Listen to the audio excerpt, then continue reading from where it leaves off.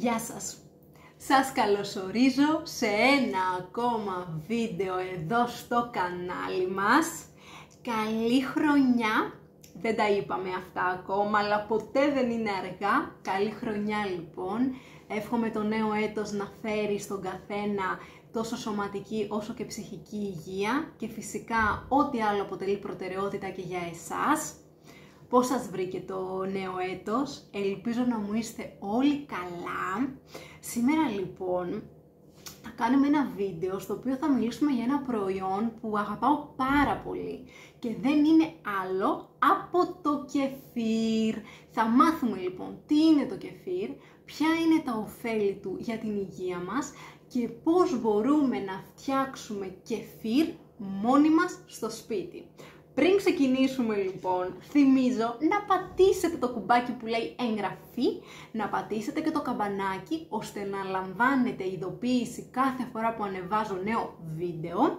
Μην ξεχνάτε ότι η εγγραφή και το καμπανάκι είναι κάτι εντελώς δωρεάν και είναι ένας άμεσος τρόπος από εσάς να μου δείξετε τη στήριξή σας. Αφού λοιπόν έχετε πατήσει τα απαραίτητα κουμπιά, πάμε να ξεκινήσουμε και να μάθουμε τι είναι το κεφίρ. Κεφίρ λοιπόν.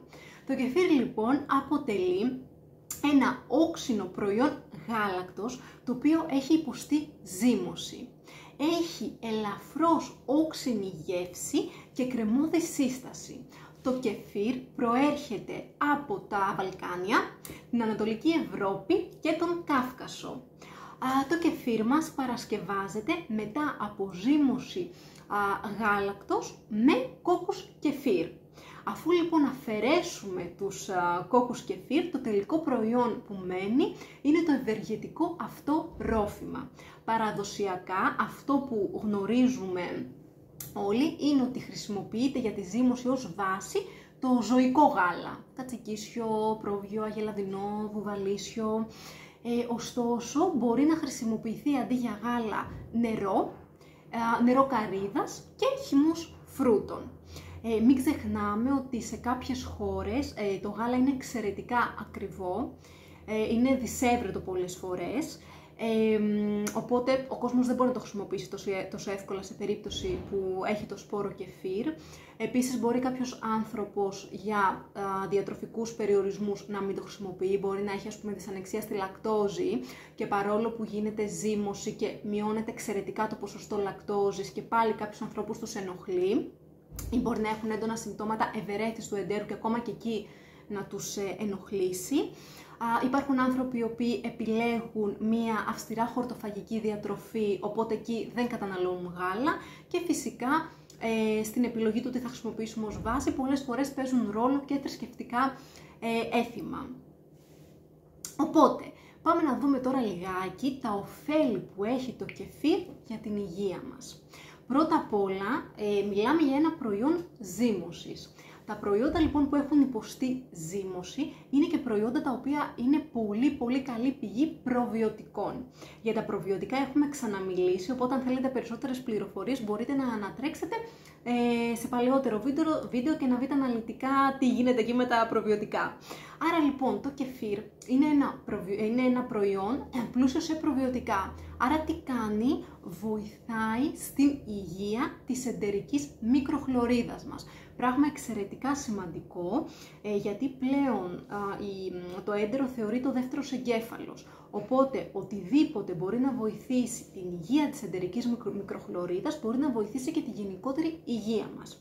Να σας πω εδώ ότι έχει βρεθεί ότι στους σπόρους κεφίρ υπάρχουν έως και 61 διαφορετικά ευεργετικά στελέχη βακτηρίων και μυκήτων, πράγμα το οποίο δεν υπάρχει σε κανένα άλλο προϊόν που έχει υποστεί ζύμωση, ούτε καν και στο γιαούρτι.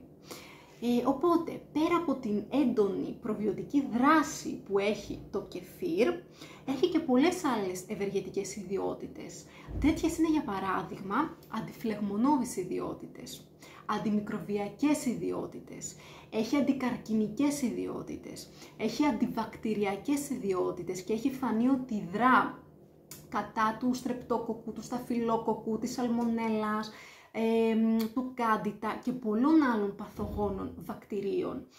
Έχει αντιυπερτασικές ιδιότητες, αντιδιαβητικές, βοηθάει πολύ στο κομμάτι των αλλεργιών, βοηθάει στην επούλωση πληγών. Αν κάτι μου διαφεύγει τώρα στις ιδιότητες του θα σας τα βάλω και εδώ για να έχετε και συνολική εικόνα. Οπότε καταλαβαίνουμε ότι όντως είναι ένα προϊόν που μπορεί να βοηθήσει τη συνολική μας υγεία.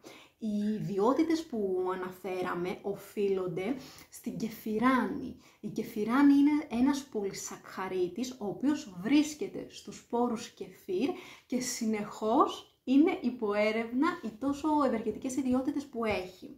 Συνεπώς λοιπόν, όντως το κεφίρ είναι ένα τρόφιμο που όταν το καταναλώνουμε μπορεί να μας φέρει πολλά ωφέλη.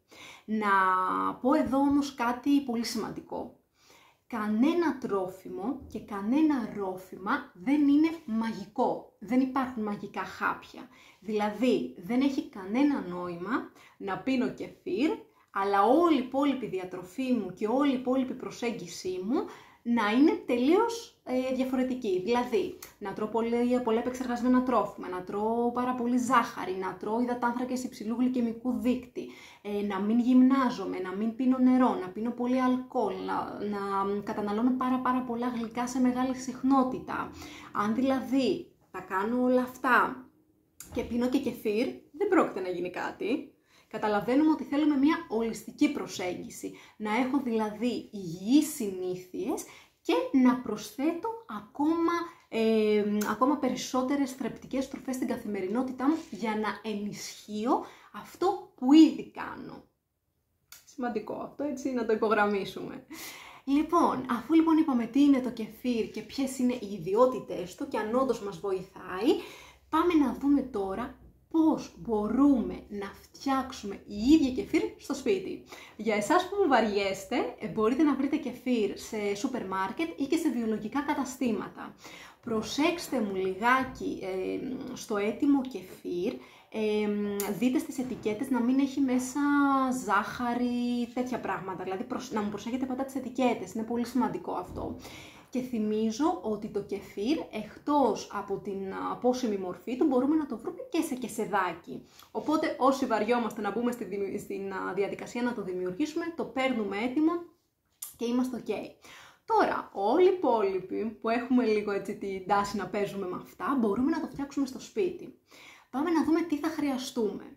Καταρχάς θα χρειαστούμε ένα δοχείο γυάλινο, το οποίο καλό είναι να είναι περίπου 1,5 λίτρο. Θα χρειαστούμε 100 γραμμάρια σπόρο κεφίρ, 1,5 λίτρο γάλα, ένα σουρωτήρι που προσέξτε πολύ το πλέγμα του να μην είναι μεταλλικό, να είναι πλαστικό. Γιατί αν ο σπόρος έρθει σε επαφή, αν ο μύκητας έρθει σε επαφή με μεταλλικό πλέγμα, τότε θα οξυδωθεί. Οπότε θα έχουμε τελείως αντίθετα αποτελέσματα από αυτά που θέλουμε. Οπότε πλαστικό πλέγμα στο σουρωτήρι, ένα κουτάλι πλαστικό επίσης, ή μια σπάτουλα σιλικόνης για παράδειγμα, και αυτό μπορούμε, και ένα μπουκάλι 1 με 1,5 λίτρο για να αποθηκεύσουμε το τελικό μας ρόφημα. Τι κάνουμε τώρα? Παίρνουμε το δοχείο που έχουμε. Για παράδειγμα, εγώ στην αρχή είχα χρησιμοποιήσει ένα τέτοιο δοχείο. Τώρα το κεφίρ μου κοιμάται, το έχω εδώ, κοιμάται, θα το ξυπνήσω και όταν το ξυπνήσω μπορεί να σας κάνω και ένα μικρό βιντεάκι, ένα short για τα βήματα. Παίρνουμε λοιπόν ένα δοχείο και βάζουμε μέσα τους σπόρους και το γάλα.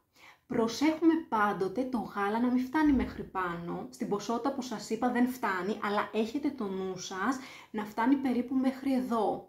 Μας ενδιαφέρει να υπάρχει δηλαδή ένα κενό για να μπορεί να αναπνέει το κεφίρ, γιατί είναι ζωντανός οργανισμός. Αφού λοιπόν έχουμε βάλει το κεφίρ με το γάλα στο δοχείο μας, το κλείνουμε και το βάζουμε στον πάγκο της κουζίνας σε σκοτεινό σημείο για 24 με 48 ώρες. Θέλουμε θερμοκρασία δωματίου, δεν θέλουμε ψυγείο, κατάψυξη κλπ. Για να μπορέσει να γίνει η ζύμωση και θέλουμε το εύρος να είναι 24 με 48 ώρες. Μας ενδιαφέρει να μην είναι κάτω από 12 ώρες και να μην ξεφύγουμε στις πάνω από 72 ώρες. Όσο πιο πολύ αφήνετε το κεφίρ, τόσο πιο όξινη θα είναι η γεύση του και τόσο πιο παχύρευστο θα είναι το τελικό μας προϊόν. Οπότε εκεί δείτε το ανάλογα λίγο και με τη γεύση σας. Αν θέλετε κάτι που να μην είναι πολύ, αν θέλετε το προϊόν σας να μην έχει πολύ όξινη γεύση και να μην είναι πολύ παχύρευστο, αφήστε το 24 ώρες. Αν σας αρέσει η πιο όξινη γεύση και να είναι πιο παχύρευστο, αφήστε το 48 ώρες, γιατί εκεί είναι και πιο έντονη η προβιωτική του δράση. Σε περίπτωση που το ξεχάσετε και περάσουν οι 72 ώρες, θα δείτε ότι το κεφίρ αρχίζει να κυτρινίζει. Εκεί δεν το πίνουμε, σουρώνετε κανονικά, πετάτε το κεφίρ, πετάτε το τελικό προϊόν, ξεπλένετε το σπόρο, ξεπλένετε το δοχείο, βάζετε εκ νέου τους σπόρους με το γάλα, κάνουμε καινούρια ζύμωση και μετά το καταναλώνουμε. Σημαντικό και αυτό. Λοιπόν, αφού λοιπόν τώρα έχουν περάσει 48 ώρες, το έχουμε αφήσει, έχει γίνει η ζύμωση, παίρνουμε το τελικό μας μπουκάλι και σουρώνουμε το προϊόν. Αν είναι αρκετά παχύρευστο, σπρώξτε πολύ απαλά τους σπόρους για να σας βοηθήσει να γίνει πιο γρήγορα η διαδικασία. Και με αυτόν τον τρόπο συλλέγουμε το τελικό μας ρόφημα. Το ρόφημα αυτό, εάν δεν το καταναλώσετε αμέσως, το βάζετε στο ψυγείο. Στο ψυγείο μπορεί να μείνει για 2 με 3 ημέρες περίπου. Και μετά, αφού λοιπόν έχετε κάνει τη διαδικασία, ξεπλένετε με νερό, αν έχετε και φίλτρο ακόμα καλύτερα, τους σπόρους κεφίρ, ξεπλένετε το δοχείο που χρησιμοποιήσατε με νερό και επαναλαμβάνετε τη διαδικασία.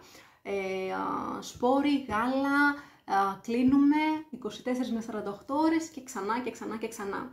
Θα δείτε λοιπόν ότι κάθε φορά που επαναλαμβάνετε τη διαδικασία, οι σπόροι αυτοί θα πολλαπλασιάζονται. Θα δημιουργούνται συνεχώς σπόροι νέας γενιάς. Εγώ είχα παρατηρήσει ότι ο σπόρος μου μεγάλωνε 3 με 5 γραμμάρια τη φορά, αν δεν κάνω λάθος. Τι κάνουμε με τον νέο σπόρο? Δεν τον πετάμε γιατί είναι πολύτιμος και ψάχνουμε γενικά και δεν βρίσκουμε. Δεν πετάμε το σπόρο, είτε παίρνουμε ένα μεγαλύτερο δοχείο και βάζουμε και περισσότερη ποσότητα, περισσότερο γάλα για να μπορέσουμε να έχουμε περισσότερη παραγωγή κεφίρ, ή παίρνουμε ένα άλλο μικρό δοχείο, βάζουμε το σπόρο που θέλουμε, βάζουμε γάλα και το αφήνουμε στο ψυγείο, ούτως ώστε να μην δημιουργείται ζύμωση, αλλά και να μην πάθει κάτι ο σπόρος μας και τον χαρίζουμε σε κάποιο φίλο γνωστό μας, σε κάποιο άνθρωπο που θέλει. Δεν πετάμε το σπόρο, σε καμία περίπτωση. Θα σας γράψω τον τρόπο παρασκευής του κεφίρ και από κάτω στην περιγραφή, ούτως ώστε όποιος θέλει να του είναι και πολύ πιο εύκολο. Όταν ξυπνήσω το σπόρο μπορεί να σας κάνω και ένα βιντεάκι να το δείτε λίγο και πιο συγκεκριμένα. Αυτά λοιπόν, ελπίζω να σας άρεσε το βίντεο, ελπίζω να πήρατε έτσι καλές πληροφορίες. Πείτε μου στα σχόλια αν καταναλώνετε κεφίρ, εάν σας αρέσει, εάν υπάρχει κάποια συνταγή, εάν έχετε παρατηρήσει διαφορές στο γαστρεντερικό σας σύστημα με την κατανάλωση του κεφίρ, ιδιαιτέρως αν υπάρχει ευαισθησία. Γράψτε μου γενικά ιδέες στα σχόλια, τι θέλετε να δείτε, τι άλλο θέλετε να κάνουμε στο κανάλι, τι σας ενδιαφέρει να μάθετε στο κομμάτι της διατροφικής εκπαίδευσης αλλά και στο κομμάτι των διατροφικών διαταραχών, και δεσμεύομαι να κάνω το καλύτερο, ούτως ώστε εδώ πέρα η πληροφορία να μεταφερθεί και να είναι όσο το δυνατό γίνεται πιο επιστημονικά έγκυρη. Σας ευχαριστώ πολύ που είστε εδώ, σας ευχαριστώ πολύ για το χρόνο που αφιερώνετε να παρακολουθείτε τα βίντεο που ανεβάζω. Να προσέχετε τους εαυτούς σας, κάθε μέρα να ακούτε τις ανάγκες σας όλο και περισσότερο και να επικοινωνείτε ακριβώς αυτά που θέλετε και με περισσότερη ενσυναίσθηση. Πολλά φιλιά, καλή συνέχεια και τα λέμε σε ένα επόμενο βίντεο.